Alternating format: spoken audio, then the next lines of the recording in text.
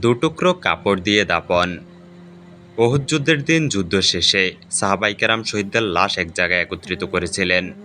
হামজা রাদিয়াল্লাহু আনহুর লাশ দেখে রাসূল সাল্লাল্লাহু আলাইহি ওয়াসাল্লাম এবং সাহাবায়ে কেরাম মর্মাহত হলেন এবং অনেক ব্যথিত হলেন। অবশেষে একটা চাদর দিয়ে তার লাশ ঢেকে রাখা হলো। হামজা রাদিয়াল্লাহু আনহুর বোন সাফিয়া রাদিয়াল্লাহু আনহু তিনি যেখানে শহীদদের লাশ রাখা হয়েছিল সেদিকেই আসছিলেন দূর থেকে।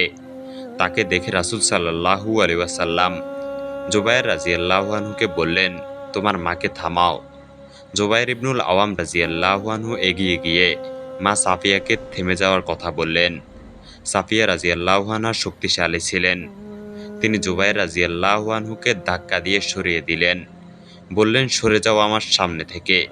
তখন জুবায়ের রাদিয়াল্লাহু আনহু বললেন, রাসূল সাল্লাল্লাহু আলাইহি ওয়াসাল্লাম নির্দেশ দিয়েছেন আপনি হামজা রাদিয়াল্লাহু আনহুর কাছে না যেতে, কেননা হামজা রাদিয়াল্লাহু আনহুকে দেখে আপনি সহ্য করতে পারবেন না। রাসূল সাল্লাল্লাহু আলাইহি ওয়াসাল্লামের নির্দেশনার কথা শুনে সাফিয়া রাদিয়াল্লাহু আনহু তৎক্ষণাৎ থেমে যান এবং তার হাতে থাকা কাপড়ের দুটি টুকরো দিয়ে বলেন যে, আমার ভাইকে এই কাপড় দিয়ে দাফন করো। সাফিয়া রাদিয়াল্লাহু আনহার আনুগত্য কল্পনা করা যায়। তারা ধন্য, তারা রাসূল সাল্লাল্লাহু আলাইহি ওয়াসাল্লামের যথার্থ সঙ্গী ছিলেন।